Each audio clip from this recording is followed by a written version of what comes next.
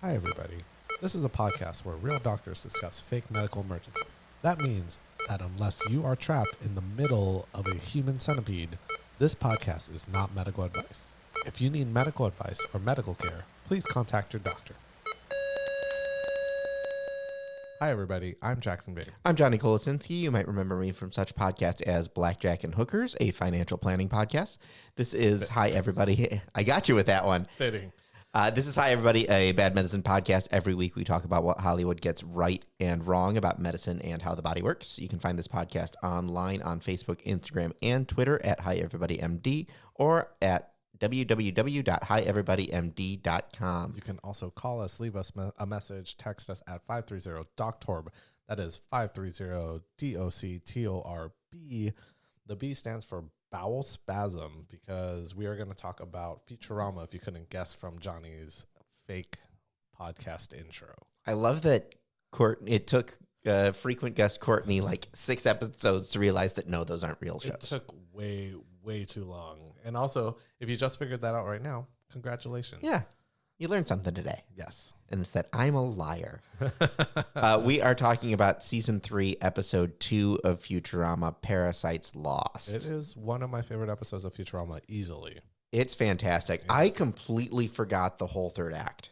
Of Fry going in there. Oh, yeah. That's a huge part. Yeah, we recommend it. Actually, this is one of those where I say, hey, go rewatch this and then listen to it. Because we're going to talk about a lot of minutia. Yes. And also go watch Midsummer. Yes, always watch Midsummer. It is a fantastic movie. You're missing out if you're not watching ABM. Always be midsummering. Yes. ABM. Speaking of this episode. Yes, it is ABM. Because, let's set up the premise of this whole episode. So Fry and crew go to a truck stop. And Fry's hungry and buys a sandwich from a truck stop bathroom. Right. More specifically, above a toilet. Yeah. The vending machine where you would get non-trustworthy combs and condoms. Yes. Or lady goods. Yes. But it's a trustworthy truck stop because the sign says employees must wipe hands on pants. And I saw that and that got me real deep. It reminds me of like a restaurant we have here in San Diego called Kindred. Kindred is fantastic. It is a death metal vegan restaurant. The wallpaper is Rainbow Bright riding Satan. Yes. And on the walls, rather than employees must wash hands, it's employees must carve the Slayer symbol into their arms before returning to work. I appreciate it. It's pretty funny. And not an ad. I know this is the second podcast in a row where I've said that. Great restaurant. Doesn't matter if you're a vegan. You should definitely still go there. Fantastic. But what they don't serve there, because it's not vegan, is egg salad sandwich. Right. And that's the sandwich he chooses, where the tomato is already black and it is very, very suspect. I don't think it's a good idea to eat sandwiches that are non-refrigerated, especially egg salad sandwiches. I know it's a hot take. A warm take, room temperature take. Room temperature take, yes. But definitely it looked very suspect. Culinary advice, not medical advice. Yes. And I think it was in the bacterial danger zone. And it's something that we kind of tell people, like, don't eat egg salad or any kind of mayonnaise-based meal that's been out at room temperature for too long. When I was working in restaurants, it was anything above 40 degrees for more than 4 hours. I mean, it's a fair thing. It's also why when people complain, why are all the things you use in the hospital so cold? That's a big reason why. We don't want things growing in it. So if next time you're in the hospital and you're like, why is it so cold? We're just trying to prevent things from growing in it. But things did, in fact, grow in Fry because he got the worms. Yes.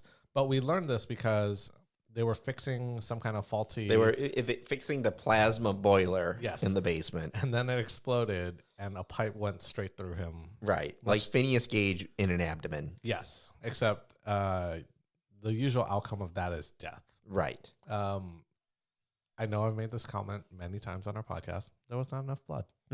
And it made sense why there wasn't a lot of blood because there were a lot of worms in there. Right. Too. And the worms were healing him. Yes. As a guy who has actually witnessed a pipe going through somebody, very bloody. Yeah? Yeah.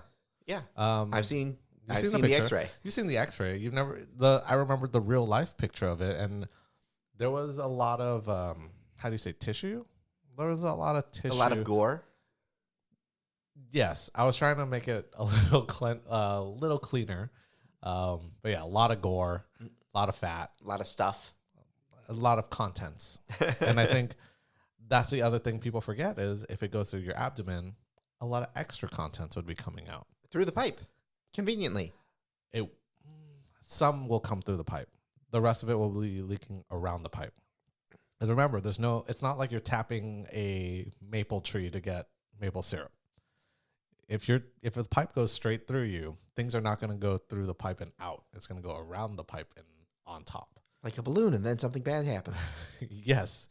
I sometimes feel like the Fry of this podcast. Are you trying to explain things in a very short and simple way, like on Star Trek? Mm-hmm. Yeah, that's essentially what you just did. That's Fry quote. It's one of the best Fry quotes. Oh my God, it's a good one. But then the pipe falls out in this huge, like, weird matrix of wires. I guess, forms. Basically they tapestry weave his skin back together. You know what it reminds me of? Do you remember GLH? No. It was a very popular infomercial by Ron Popeil, and it was a spray-on hair, and it sprayed on like a matrix. I'm personally offended. You should be. But they called it GLH for great looking hair, and you would spray it on, and it would form this matrix over this guy's bald spot, and it would stick to whatever little hair he had left, and it would just be this fresh coat of hair that he would comb. And I'm like, there's no way that looks real, and that could work. But that's what it reminded me of. It looked like Ronco. You can send your coupon code for this to hieverybodypodcast@gmail.com. R.I.P. Ron Popeil. Pour one out. Yeah, but that's what it looked like to me. It looked like GLH spray, where it just a matrix formed, and then it just held everything in place, and that's what it looked like. But yeah. I also really enjoyed, especially because this was late 90s, early 2000s, like last week's episode, when HMOs were suddenly becoming a thing, that it was Dr. Zoidberg, a medical corporation. I remember that was a big thing. Even in residency, a lot of my attendings would classify themselves as professional corporations for tax purposes. Clearly, I have not done that. Mainly because I don't work for my own group. I work for like a giant group. So it's really hard for me to be a professional. I mean, it makes sense for tax.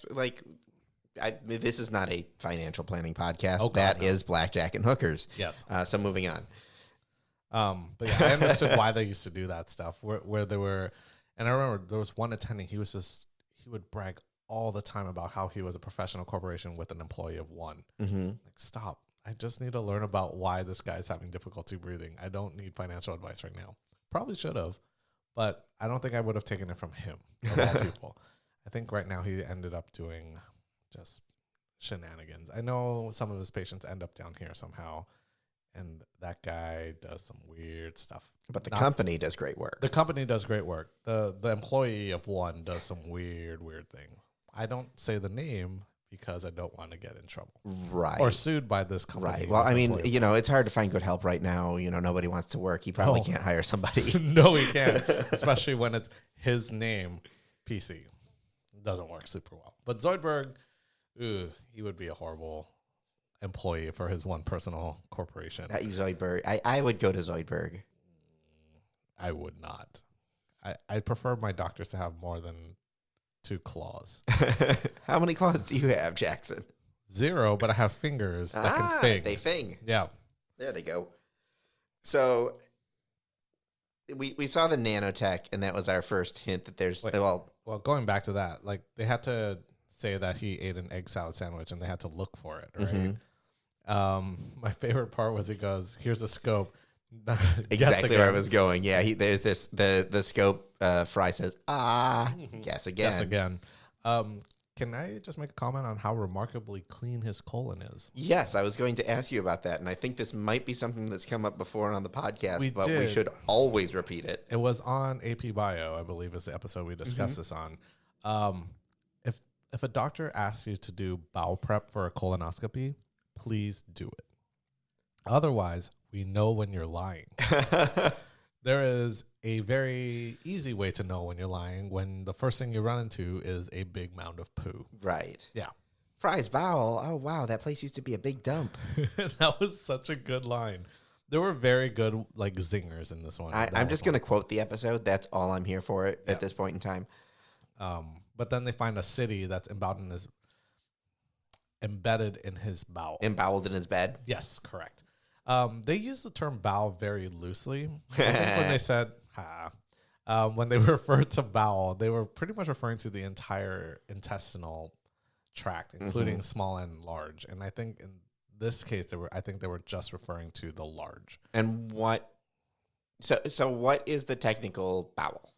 I think it really depends. Like, because when you hear the term disembowel, right, you're talking about anything below the rib cage. Correct. But I think most of the time people refer to it just large intestines. Like as you're cleaning your bowels, that's really what you're referring to. But it's not there is not a specific medical, this is the bowel, this is not. Small bowel, large bowel. Oh, okay. Yeah. I didn't know that. Sometimes that's how we would refer to it. But I think in this case, they're mentioning the large bowel. And I think the thing that keys you in is the large bowel has the folds. Small bowel is more like a hose. Large bowel has like the folds that you think of when you think of bowel. And the small intestine is the long one and the large intestine is the short one, right? Yes. The large intestine is the fat one. The small intestine is the skinny one. So those folds are called haustra, and you can definitely see those haustras there. Huh. Yep.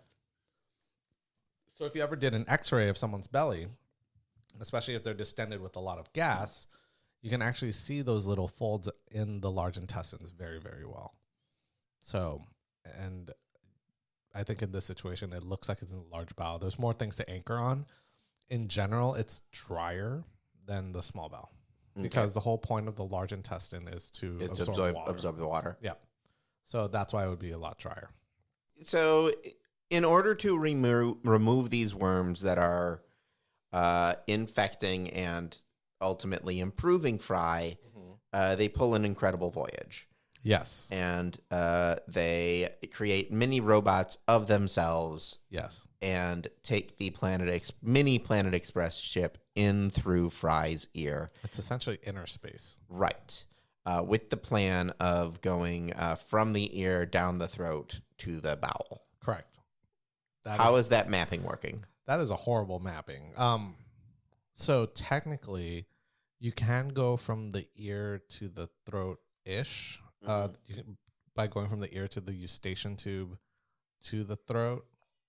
It's a weird kind of passageway because it might be super narrow and your ship might not pass through it. Okay. I think the best way or you can potentially go to the nose, which then goes to the throat. Like the best way I explain it is, when your nose is congested and you get on a plane, your ears hurt like hell. So that you have like the tube between the two that kind of balances out the pressure. That might be a passageway, but it's not a very common passageway and it can get clogged pretty well. So not suggested. I think it would probably been easier for them to go through his nose, though that was finger con 5, I think it was, or pick con 5. Yeah. Or go through the mouth. Or why don't they just go straight to the bottom? Fry does it. Fry went straight to the bottom, and that was much easier. He started at the bottom. Now he's here. Yeah. I hate you so much. Oh, that was terrible. The other thing that kind of made me a little weirded out was how waxy Fry's ear was. I think that is 100% medically accurate for Fry. However, his finger is very skinny because he's able to go real deep in his ear. You can't go that deep in your ear. And also, I tell kids, you're not supposed to put anything smaller than your elbow into your ear. That's to prevent them from using Q-tips, which you should not be using Q-tips. That's bad for you. Actually, the other night, I pulled out a huge plug of cotton and earwax from a child's ear because they said it hurt a lot and they couldn't hear. And sure did it. We definitely cleaned that kid's ear out and he can hear very well afterward. I mean, even Q-tips say that that's not what they're for. Although I don't know anything that you use them for.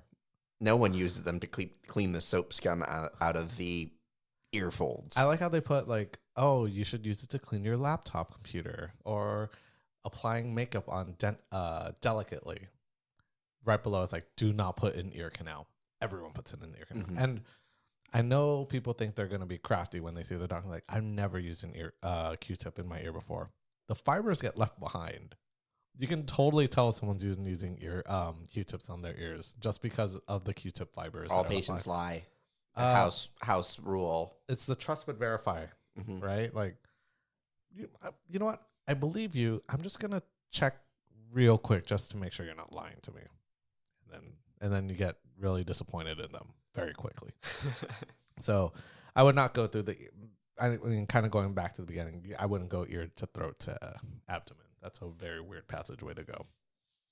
Question on the medical accuracy of one of Dr. Farnsworth's statements. Mm-hmm.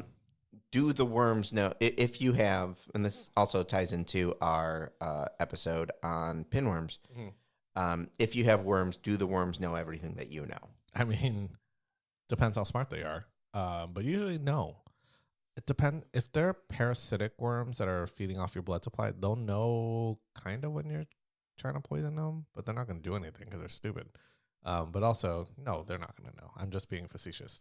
There's no way they know. Okay. Yeah. How will they know? How will they know? So they go in through the ear. They get stuck in the earwax. Mm-hmm. They end up poking a hole in the eardrum. Yeah. That's real bloody. Really? In real life, if you poked your eardrum, it gets really, really bloody.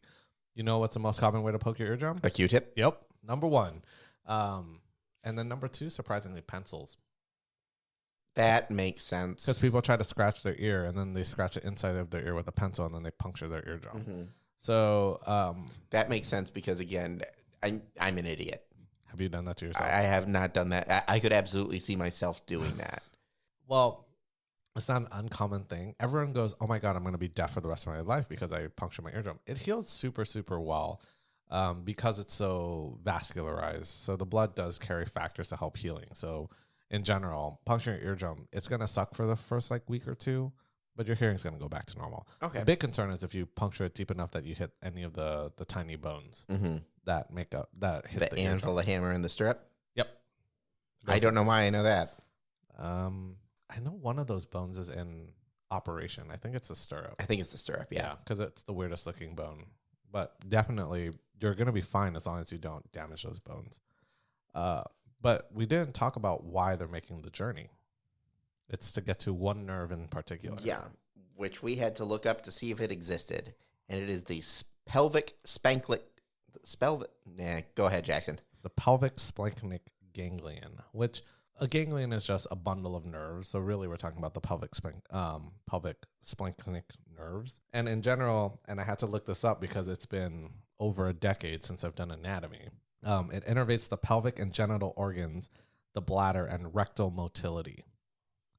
Motility means? Movement, but just the rectum. Oh. This is much deeper. So this could damn near kill him. I hate you. I hate you so much right now. But if you think about where these organs that they're mentioning are, that's way below the rectum is the tail end. Yes, yes, it's the exit, right? And then bladder, not related to your gastrointestinal system. Genital organs, I really hope are not related to your pelvic GI system. I mean, we're done with that comment there. So yeah, that's not the nerves that you're worried about. The nerves you're really worried about are yes, there's a lumbar splanchnic and the sacral plexus. Those actually innervate that area. The hypogastric nerve, and then the enteric nervous system in general. So that has a lot of nerves in general, and it's its own system because it's such a complicated process. So not the pelvic splanchnic ganglion. That's too low. You want it to go a little higher, but it's more fun to say. So, and then going back to the ear itself, once it went through the ear, they were right into his brain, right? Right. Yeah. That's not exactly how it works. And can you tune up the brain? Not by massaging it. Okay, not by jazzercise. No, and that's the thing that people kind of misconstrue is if you have more brain matter, that means you're smarter. That's not always the case. Depends how many folds you have, because I have had patients that have lots of brain matter, but they are how you call a smooth brain, and they're not that smart. You can also have other things that grow in your brain to make it bigger, but that doesn't make you smart either. That just means you have cancer. So massaging those nerves doesn't really do it anything. It's not like exercising in itself is tearing muscle fibers and then that regrow and get larger. But the brain's not actually a muscle, even though that's a common common trope. Yeah, common trope. Yeah. So if you damage your brain, it's not going to grow back bigger. And I think that's what they were trying to make it look like in the episode, is that when you kind of massage it and kind of work it out, it gets bigger and bigger. That's what makes you smarter. That's not how it works. You're not going to gain IQ points by massaging your brain. Okay. Yeah. And the ear is not a good path to the brain. No, because you're going to hit like a lot of space before you hit there. You need to break through another portion of bone really before you even hit the brain. Okay. I am feeling my head. Yes. Yes, there's bone there. Yes, you have the mastoid bone there too. So there's some things that'll kind of affect it before you even reach your brain. There's so much bad anatomy. Like I actually wrote the entire pathway of how they got from ear to because then they went ear, brain, nose somehow. Yes, so they ended up in the nose. Then the ship gets beaten up by pollen. I'm assuming that's pollen. Yeah, because he was sniffing the rose. Yes, and then goes from the capillary to the sinus, and I think that's a big misconception. Everyone thinks what a sinus is.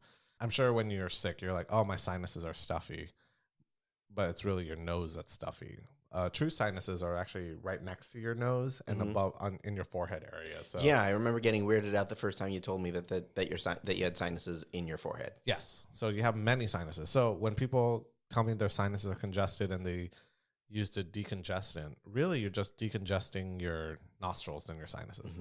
So I think if they actually showed him going from capillary to sinus, first off, your sinus has blood in it now. That's a bad thing. Usually you get that from trauma. But then you just end up in an empty dead end that only drains to the lymphatic system, which is not exactly where they're going to go, or to some other system. There's a lot of traffic discussion in this episode, it sounds like. Because from the sinus, they actually end up in the heart. Yeah. I forgot. Or the love muscle. The love muscle, yes. And randomly in muscle itself, too. Because they were jazzercising some random muscles there, too. So, like, none of that fit together at all. So, I don't know. I can understand from the heart to the muscle, but then you're not going to go from heart to muscle and then down to the stomach.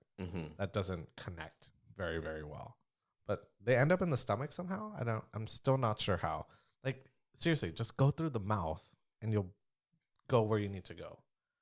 But the stomach itself was a weird path, too. Did you notice the penny and the gum? I did. Gum does stay there for 7 years. Correct? Gum dissolves very quickly. Really? It moves, yep. I mean, yes, it's made partially out of rubber, but the hydrochloric acid will break that down. And then eventually it'll become super hard and it's going to pass through anyways. Pennies should usually pass. That's actually a big complaint in the pediatric ER is when kids swallow coins. And you have to count the change? Yes. At the end. But we also tell them, hey, there's a certain size that will pass through the pylorus, which they actually did mention, so I was very happy. But there's a certain size that won't, and that's when we'd have to go in and dig for. So $50 are a no-go? No. Quarters actually below, I believe, 2 years old will not pass. But if they're older, they've worn down enough? No, because your sphincter is bigger. Oh, so 2 years old child, not 2-year-old quarter. Yeah. That makes more sense. You know, those coins from like now 2019 totally will pass. Yeah. 2020. 2020, no. 2021, you're screwed. Those aren't going to pass at all. But I should have clarified on that. Are the ridges different? So that's actually how you can tell if it's a quarter versus a nickel. Is the ridges? Are the ridges. But also you're supposed to look for the double rim if you're worried about a button battery too. Because those, those are ones if they pass, it's great. If they don't, you need to go fish them out. I don't know if we talked about how one of the first primary treatments we do now if you swallow a button battery, if it's in your stomach, you give them honey. Because it'll just coat it and that way it won't discharge. So that's actually one of the new treatments now. So like we'll give them 2 or 3 packets of honey and just tell them to drink it all. And then hopefully that'll coat the battery so it won't discharge. That was my basic diet as a child. Is honey? So I should have eaten more batteries. I thought you were going to say your basic diet was button batteries. That's how you get all your nickel and lithium. Now, should a penny stick around, will it eventually digest? It eventually will digest, but it's going to take a really, really long time. So most of the time, kids will just poop it out. If you think about it, all the food you eat will just sweep up the penny and then move it along through the whole digestive path. And it'll end up a Lincoln log. Yes. You're just full of them today. It is also one of those few situations I'm like, I don't know if I want to give you a laxative because poop is protective. And liquid poop is not. Yeah, and it might hurt a little bit when you pass that penny ultimately. Like when Lincoln's crowning, it might hurt a little bit. Or Washington. Or Jefferson. Hopefully not Kennedy or Eisenhower. Roosevelt will definitely pass through. Kind of like when your dog eats something that they shouldn't, you give them pumpkin because a lot of fiber and it'll... Yeah. You want to coat it with some fluffy stuff, not mush it through. You don't want to like jam it through the sink or the drain hole. No plunger. No. I mean, you could, but it's just going to make it move up and down. It's just going to... Plungers don't remove poop. It just makes it so that the poop's a different configuration to pass through. That's all it is. Not a plumbing podcast. No. Although kind of a plumbing episode. It is. It's all plumbing. I'm trying to think, where did I go? Oh, yeah. Then they ended up in the bowel. And I said it was very quick that they got there. Because? I think they got there in less than a few hours. They got there very quickly. Again, took the very scenic route. But and had a spaceship. Yes. They weren't relying on the body's natural movement. Yes. Ebbs and flows. Yes. They were kind of caught up in the ebbs and flows of the heart, for sure, though. But they were moving. They got through there. Well, then Leela got there, killed everybody, wanted to save all the organisms because Fry's so smart and awesome now. Right. But then Fry didn't want that and then ended up in the colon again, except he took the most direct route. Yeah, he went in the out hole. Also, I just thought of this. He had a full lunch. That's true. That was a very pristine trip. Yes, that is a nice way to say it, but it was a very pristine trip, which makes me wonder, where did all the poop go? Maybe the worms.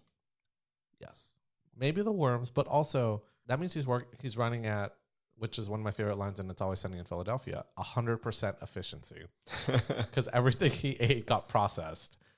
You would think that if he did have a movement of some sort, he would break off a piece of the castle and then sent it down the way. Because that castle was made out of a fork and a knife, and that looked real sharp. So I didn't catch that somehow. It's definitely made out of fork and knife and something else in there. So it looked real sharp and not a pleasant. I have questions. Yes. These are questions for Ken Keeler and Matt Groening and David Cohen and not for Jackson Vane. Yeah. And then from there we got taking the elevator up to the brain. Yeah, I did not appreciate that at all. I figured that the worms put that in. What? The elevator. But how would it connect, though? It's more like a turbo lift in Star Trek. It's not like one straight shot. Is it like a Wonkavator? Yeah, exactly. But even then, if you think about your gut, what pathway would you even take up to your brain?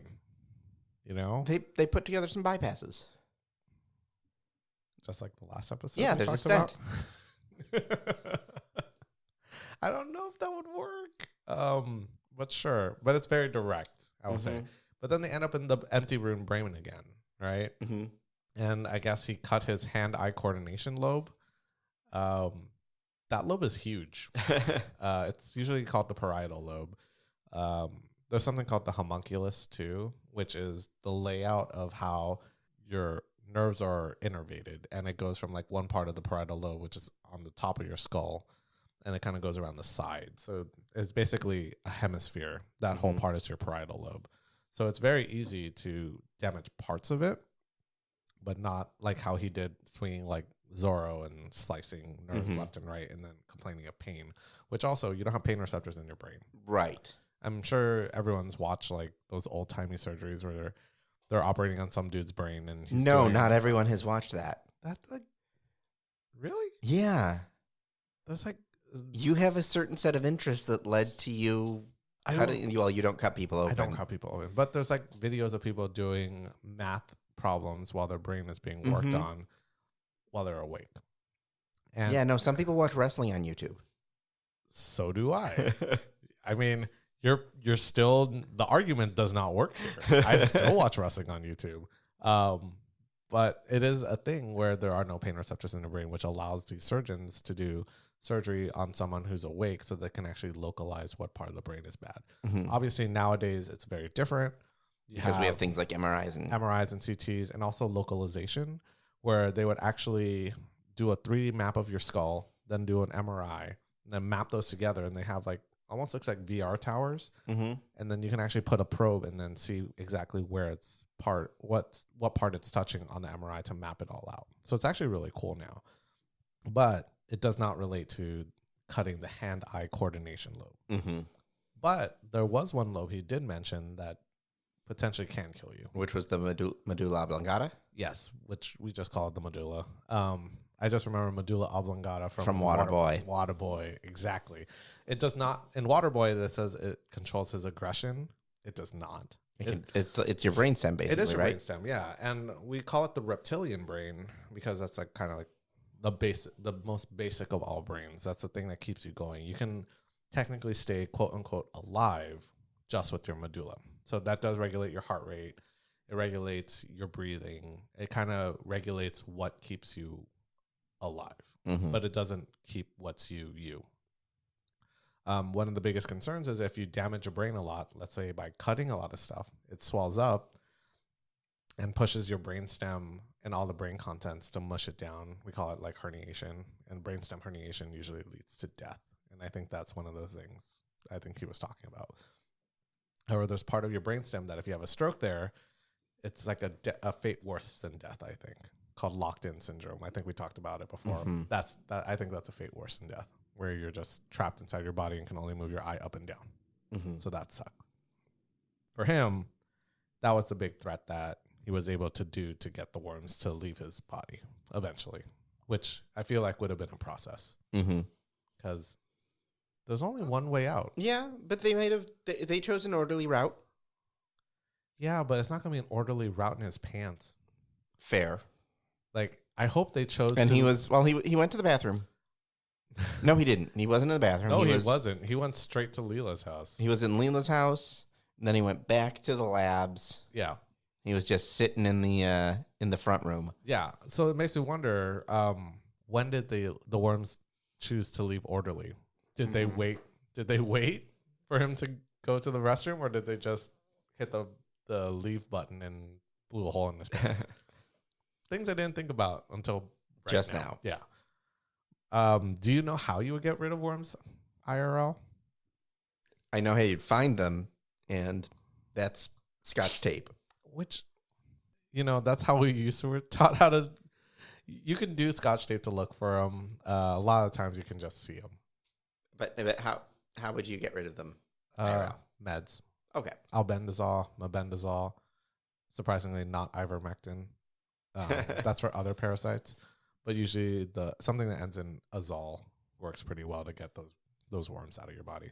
But it depends on what kind of worms they are. Okay. They used to look like friendly smart worms that you can reason with to leave your gut. That's the ideal. Yeah.